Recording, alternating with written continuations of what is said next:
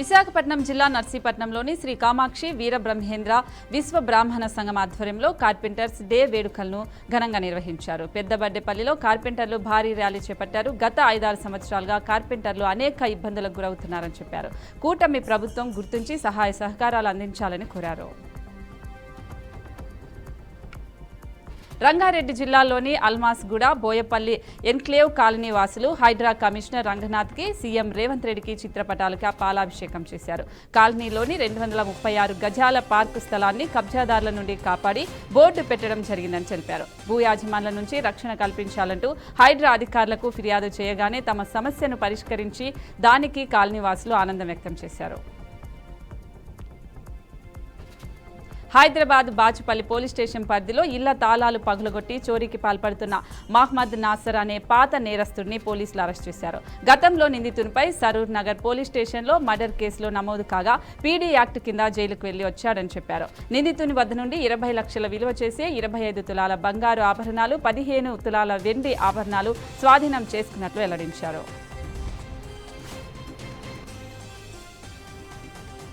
అనంతపురం జిల్లా శ్రీ సిద్ధి గణపతి దేవస్థానం ఆధ్వర్యంలో ఉచిత మజ్జిగ పంపిణీ కార్యక్రమం జోరుగా సాగుతోంది. పట్టణంలో 36 డిగ్రీల ఉష్ణోగ్రత వల్ల ప్రజలు రోడ్డు మీద పడిపోతున్నట్లు తెలుస్తోంది. ప్రతిరోజు ఉదయం 10:30 గంటల నుంచి మధ్యాహ్నం 2 గంటల వరకు సుమారు 1800 లీటర్ల మజ్జిగని పంపిణీ చేసి దాదాపు 3000 మందికి చల్లదనం అందించాలని తెలిపారు.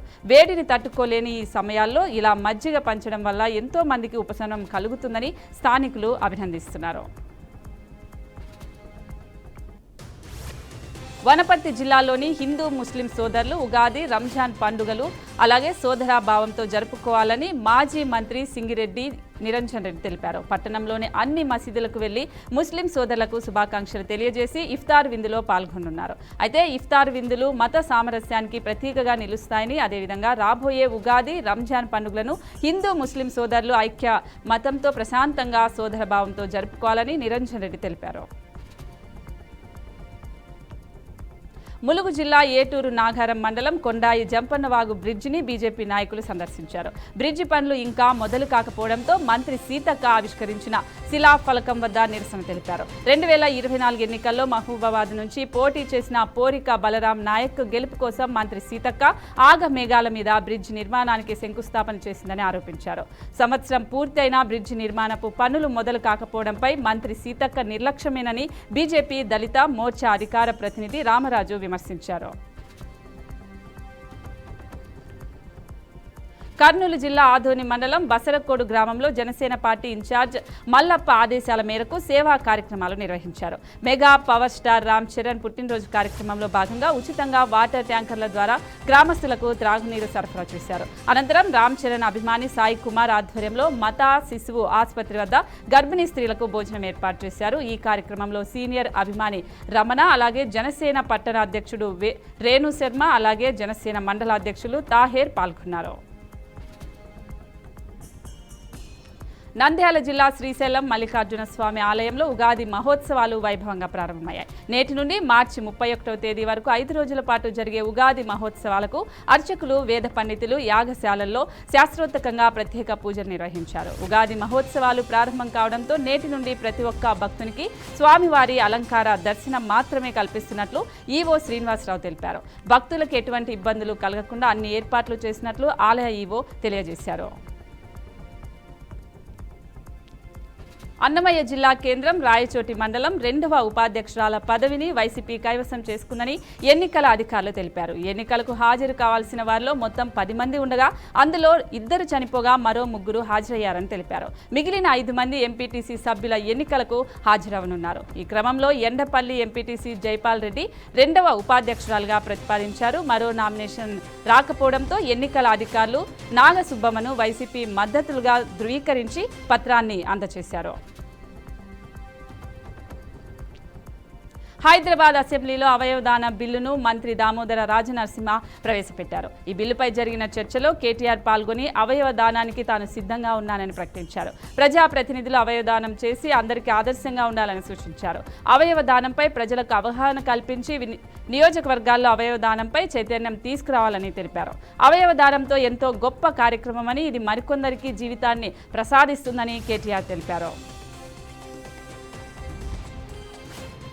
వికారాబాద్ జిల్లా రాంరెడ్డిపల్లి గ్రామంలోని పంటలకు సాగునీరు లేక రైతులు దిక్కుతోచని స్థితిలో కొట్టుమిట్టాడుతున్నారు. కష్టపడి సాగు చేసిన పంటలు కండ్ల ముందే ఎండిపోతూ ఉంటే రైతులు కన్నీటి పర్యంతమవుతూ ఉన్నారు. గత కొద్ది రోజులుగా గ్రామాల్లో ఏ రైతును కదిపినా బోరు బావుల్లో నీరు అంటుకండి అలాగే పొట్ట దశకొచ్చిన పంట చేతికి అందకుండా పోవడంతో ఆవేదన వ్యక్తం చేస్తున్నారు. గత్యంతరం లేక పొట్ట దశలో ఉన్న వరి పొలంలోని పంటను పశువులకు, గొర్రెలకు, బర్రెలకు మేతగా వదిలేసి రైతులు అక్కడ ఆవేదన వ్యక్తం చేస్తున్నారు. రంగారెడ్డి జిల్లా అత్తాపూర్లోని ప్రణవసామ లక్ష్మారెడ్డి గ్రీన్విచ్ విల్లాస్లో గండబేరుడు శ్రీ లక్ష్మీ నరసింహస్వామి హోమం అత్యంత వైభవంగా నిర్వహించారు. యాగంతో ఆ ప్రదేశం ఆధ్యాత్మికతను సంతరించుకుని వేద మంత్రోర్చనలతో మారుమ్రోగిపోయింది. అత్యంత పవిత్రమైన క్షేత్రంలా మారిందంటే ఎలాంటి సందేహం లేదు. అక్కడ హోమానికి హాజరైన భక్తులు, గృహ యజమానులు అక్కడ చెప్తూ ఉన్నారు. ఈ హోమం మా నివాసులకు ప్రపంచ స్థాయి జీవన అనుభవాన్ని అందించే దిశగా సూచిస్తుందని ప్రణవ గ్రూప్ ఎగ్జిక్యూటివ్ డైరెక్టర్ రాంబాబు తెలిపారు. హైదరాబాద్ కందుకూరు మండలం కాంగ్రెస్ ఆఫీస్ ఆవరణలో ఇటీవల హత్యకు గురైన ఇజ్రాయెల్ సంతాప కార్యక్రమాన్ని నిర్వహించారు.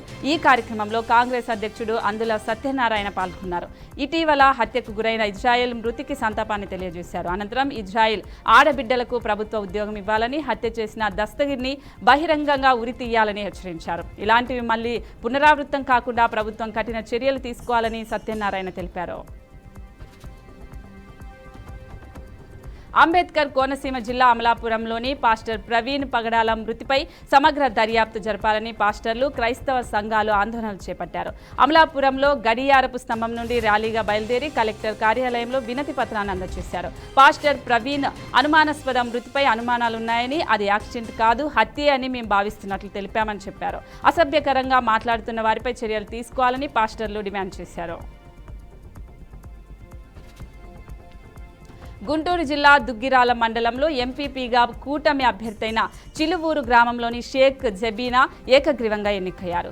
బుగ్గిరాల మండలంలోని ఎంపీపీ స్థానం ఖాళీగా ఉండటంతో ఎలక్షన్ నిర్వహించామని ఎన్నికల అధికారులు తెలిపారు. వైఎస్ఆర్సీపీ, కాంగ్రెస్ పార్టీ నాయకులు ఎంపీపీ ఎలక్షన్ నుండి బాయ్కాట్ చేయడం వల్లే చిలుకూరు గ్రామానికి చెందిన షేక్ జబీనాను ఏకగ్రీవంగా ఎన్నుకున్నట్లు టీడీపీ నాయకులు తెలిపారు.